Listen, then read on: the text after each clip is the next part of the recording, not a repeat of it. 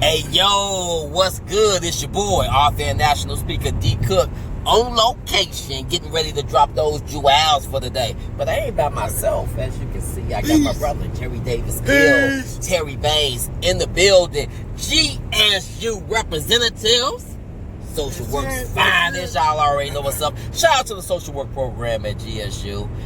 So me and my brothers, we actually on our way to Philly right now to connect with our brother, Dr. Kirk James, and we just out here doing this work. It don't stop. It don't stop. This grind is non-stop, 25/8. So while we in the car rolling, we was just thinking about, how far we came. Some of the hurdles that we already had to jump over and where we going, right? And so as we've been thinking about that, we've been thinking about the young brothers and sisters that's coming behind us. Like, what can we do, to make it easier, or to give them a roadmap? Because, we really didn't have a roadmap for what it is we out here trying to do right now, or we just gonna keep that real, Even in our social work classes, brother, it was 10% men and maybe 2 or 3 guys that's out the class. And so, we just decided, we understand. We understand what's going on around us, and we understand that we're more powerful together than we could ever be apart, right? Sure. And so we just want to talk about, everybody trying to chase success, for whatever that is for you, financial success, mental, biologically, whatever that is, people trying to chase success, meaning you're trying to be better tomorrow than you are today, and better than today than you were yesterday, right? And so we kind of want to talk about people you always see them, and you see them when they get to that successful level. Yeah, but you never have anybody talking to you while they're on the ladder climbing, talking about some of the pitfalls they're going through right now in this moment, because don't nobody want to seem vulnerable, right? Yeah. But we're telling you, that's the peace that you need. That's the peace that you have to embrace. The peace that you're trying to hide from the world is the peace that you're going to have to embrace. And it's going to be the tool. It's going to be the thing that you're naturally gifted in. Yeah. The Creator's blessing you with this so you can give it back to the world. So stop trying to hide that thing that you think, makes you the oddball or makes you stand out or be twisty or quirky or something like that, right? They pay people a lot of money to have twists and quirks. You know what I'm saying? So, bro, so what I want to talk about today, I want y'all brothers, and I guess I'll start off with you, Davis Hill, just to give me, one thing that you think is a hindrance that you feel as though may be holding people back from being successful. I think basically we know it's self, but I think it's them outer voices of other people's opinions trying to shape your vision, but they can't see. But they try to shape you to be. I don't know if it's their trauma and something that they didn't live up to, and they try to live it through your eyes. But I think other people's opinions of you try to shape you and discourage you, or discourage you of the impossibilities of man, because nobody done it. You can't do that. Right. Stay in the natural form. Back to prison. Stay in this box. But if you get outside this box, you're different. And that sounds about right too. It's people want to keep you in the box that they comfortable with. Yeah. They comfortable with you being in that box, so they okay. So when you leave out of there, they don't know how to deal with you no more. Because now you're an outlier, like you say. You're on the outside. You're different. You're not like us. You don't want the 30 years and the gold pendant and the watch. It's a pat on the head. And now think about how much we interest we put into that. How much we vest into somebody else's opinion when all the time their opinion could be limited. Right. Oh man, bro. That's their belief system. Man, T, what you got for us, bro? Come on, bro. Get it up. Hey, me personally, it's me accepting my own humanness, knowing that at any given time I'm bound to fail, and not just laying in it, but going back to that piece what you was talking about, being vulnerable enough to listen to other people's constructive criticism and leaving their stuff as their stuff. Taking what I need out of it and then moving on. You know what I'm saying? Giving myself the opportunity to grow, knowing that failure, inside that failure was something wrapped called a golden nugget. So you saying, bro, if I'm hearing you right, you're saying one of the things that's holding people back is, you know, how hard they are in themselves. Like they don't want to accept the vulnerability. Like, man, I'm gonna put all this burden on my back. I'm not gonna accept help, and I'm gonna just try to do this myself. You just gotta understand, man. We are vulnerable. We meek, right? Your brothers. That's a support system that can help you. So reach out to your people. So don't limit yourself, right? You got people in your phone that you can call right now that can assist you, because we're talking about some of the things that's stopping us from being successful. And my brother, you know, kind of hit something on the head right now. Like, we don't want to seem vulnerable. You know what I'm saying? Like, man, reach out, family, and connect with people, you know, because you never know. Don't underestimate people either, because you never know who may be able to connect you. That's it. You know, with your dreams. Right. And then there's a lot of people that actually want to get out there and help. Yeah. You know, and they ain't asking for nothing in return, because there's 3 of us riding in the car right now. Right. Absolutely, bro. Absolutely, man. On point. And I kind of like talked about this on another video that I did. But I just want people to know without a shadow of a doubt that you don't want to limit yourself, right? You don't want to limit yourself, and you want to get out of your comfort zone. I think that's one of the things that hold us back, like being comfortable with where you are. I think that's what happens. You're at a job, you get promoted. You know, your salary has increased. You're doing better than most people. And so you kind of get like in this place like, okay, I'm good. We not starving. Me and my family, we eating today. My car got gas in it. What else could I want? Wow. Let's see. You know? But at the same time, we saving up for our children's college funds. You like, what else could I want, okay, for this tuition to be paid for already, so I won't have to grind? What else could I want? Time away from my job so I can make it to my daughter's cheerleading event, so I can make it to my son's football game, right? So what I'm trading from being at that job, you know, it's my time, my life, you know, right? That's what else you could fight for, family. I'm just saying, you know, and some of us, these jobs that we have, they came at times where if they didn't come, we don't know how we would have made it. And the job is good, you know, for the purpose that it serves. And I'm not telling you to walk away from there. I'm just saying, while you're at your job, don't forget what the goal and the dream is, was, and forever shall be. Just don't get complacent, family. All right? Okay, so I want to go around now. We talked about one of the pitfalls of some of the things that we think may hold us back from being successful. Bruh, what do you think is one of the vital tools, without a shadow of a doubt, that's pertinent and necessary for you to move forward, brother? What's one of the tools that you must have? I think definitely a good support system, like what we got here in the bond with 3 brothers, you know, intimate, that we can talk about stuff, process, support each other without being judgmental.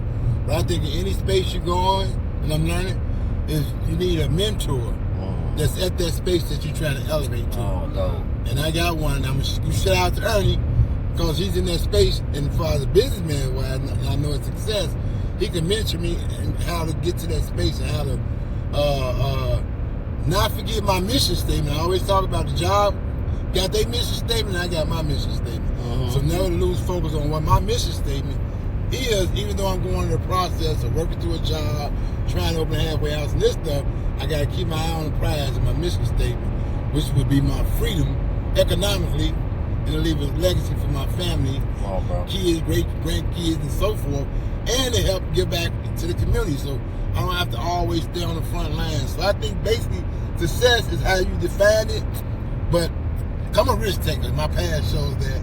But to be able to take that risk and embrace your fear and walk into that unknown journey, that you can be whatever you want to be, without being limited or without some bad people defining you and saying what you should be or what education has opened the door for you to be. And you can define who you want to be. With education creates some opportunities, but who you are on the inside is going to create the space. Talk, bro. And that's how you walk through that journey, because you study healing and you study focusing on what's on the inside, because you're going to have a cloud on the outside, That's the opinions, that's the naysayers, that's the haters. All that's gonna be on the outside, but you stay focused. And sometimes it's gonna get lonely because everybody can't see your vision. Wow. You know, the Creator gave you the vision, and only you can live that vision. Right. So I don't want to leave here without living on my purpose and focusing on my vision. It ain't a fail or succeed. If I focus on my vision and put my all into it, I succeeded. Right. It's not measured about, okay, you didn't make it, you closed. No, I succeeded. Okay, now what's my next mission? Yeah. And I think that's what we forget. We just get so caught up in all what's going on in the cloud, and then we, like you say, bro, that comfortable and be uncomfortable, we just settle. Right. And say, okay, you know what, I'm big place. This works. Because I got to be grateful. And I ain't saying I'm grateful, I'm humble and all that. But some people be complacent, say, I got to be grateful, at least my light's on. And that's cool. Or I got to be grateful, at least my rent paid, but why I can't own the house? Well, come on, man. You know, why I can't own the house? Why I can't have a condo downtown if I want? Or we going to Philly in New York. Why I can't have a house in Philly, New York if I want? Why I can't own the light company? Why I can't own the light company? Why I can't own the gas company? And then, you know what we do? Why I just got to be grateful because my gas on? Why I can't own the company? It helps some people out. So I'm going to end with this, and that's the key, bro, is that at the end of the day, it's what you see in your vision and your belief system. And I believe the universe and I believe in the Creator will feed you that, but you still going to, they say the process or the stage, you still going to have to go through to get to. And be okay with the going through, because the get to is coming. Let's go, King. And you're going to appreciate it. With that, let's go, King. Like my brother D. Cook last say, let's get it. Yes, sir. Yes, sir. T-Banks, what you got for us, brother, man? I'm gonna feed off what my brother Jerry just said, because everything that we go through is a learning experience, right? And every learning experience is for us, but it's not for us. Let me say that again. Say that again. It's please. for us, but it's not for us.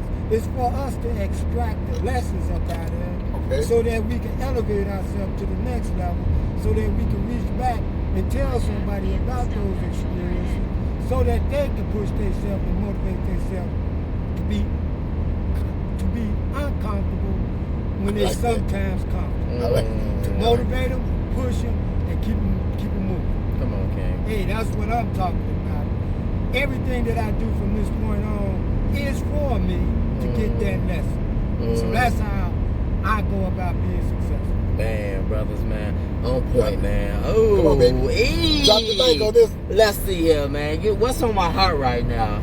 I guess what's on my heart, you know, because we was talking about earlier about, you know, people that, you know, not today, but we talked about this before, people who go to school, they leave the hood, you know what I'm saying, don't come back. People who go to school with a different motive, like, oh, I'm holier than now because I got these letters behind my name, but ain't doing no work in the community. We see that inside class, people who training to be social workers and don't even want to go to the communities to do assessments. You know what I'm saying? Where you saying you want to work at, right? And so I guess, you know, and then we got a lot of people out here that think they know more than, you know what I'm saying, what they know. And we talked about arrogance a little bit earlier, being arrogant without merit. So what I would like to say, one of the most vital tools that you need to be successful out here is to be able to understand that you got 2 ears and 1 mouth, so you should listen more than you talk. That's what I think that's a vital tool. When you're a sponge, when you walk inside a room and just want to soak up, people don't mind pouring into your cup. Yep. But when you walk in the room like you know it already, bro, or like you got it, don't nobody want to give you nothing. You know what I'm saying? Don't nobody want to give you nothing. So I'm encouraging you to walk in and be a sponge, because that's the only way you're going to learn. If your mouth running, you know what I'm saying, you ain't receiving nothing in neither one of these ears. Be quiet sometimes. Stop falling in love with hearing yourself talk and listen to somebody else, because just because it's not your plan doesn't mean that it's not a good plan. So what you're saying is listening is a skill? Is listening a skill? Not only is listening a skill, but we're going to take it to another level and say active listening is a skill and a necessity. You have to actively listen out here, family. You have to actively listen. And How do you do that? by applying action to what you heard just being explained. Ooh. So when you hear it and you're an active listener, that means that I give nonverbal cues when somebody talking. I heard you. Affirmations. You know what I'm saying? Like, oh, I have questions. You know, when somebody in the class and they talking about and they finish talking for 30 minutes and they on a subject that you didn't know anything about, and they say at the end, do anybody have questions? You better have your hand up in the air. You got a ton of questions, fam. You got a ton of questions. Do I need to be scared to ask those questions? Absolutely not. Absolutely not, family. Is that being comfortable if I'm scared? As a matter of fact, it's the opposite. You know what I'm saying?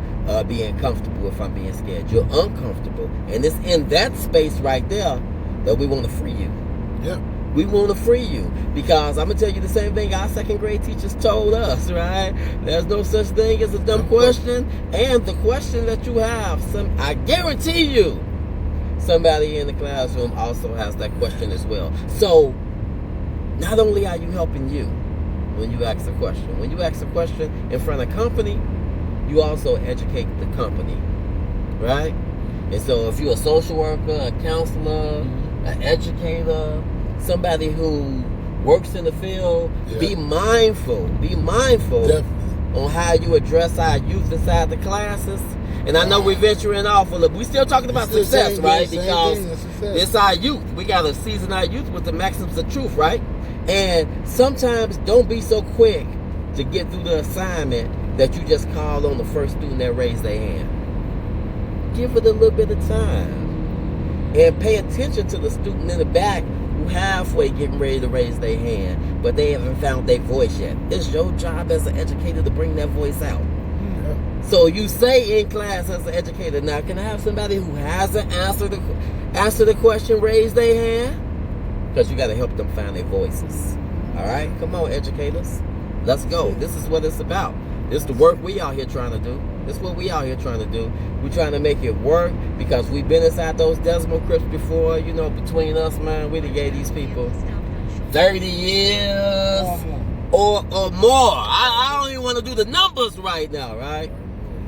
And what we're saying is if you're going to have somebody come to your school to talk to your youth and to steer them away from being incarcerated, to steer them away from drug usage, to steer them away from gangs, to steer them away from criminal activity, wouldn't it be somebody who has walked down those paths already and has demonstrated the ability to flip over a new leaf?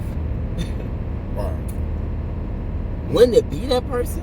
Wouldn't it? Because if you can't stomach us, oh my goodness. Wow. I know thousands of men in prison that's not going to stand a chance coming home if you can't stomach us. Right. All right, family? So Right. keep your hearts open.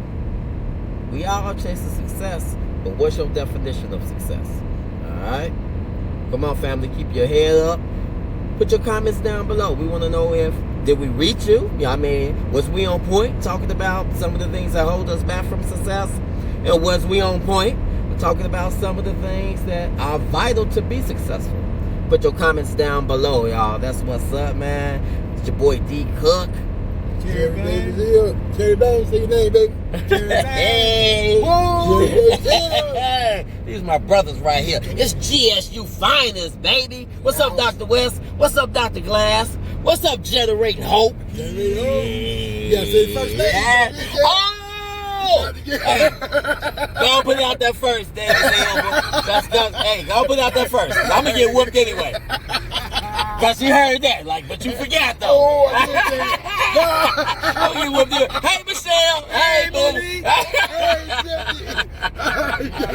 Hey, we love y'all. There is no us without our queens. You know, man, that's a good catch, bro. You know what I'm saying? We can't leave, man. Yeah. Queens, they holding us down. They holding us down now while we out here on the road. On the road. Dr. Kirk, Dr. Kirk, we on the way, baby. Let's get it. Let's get it.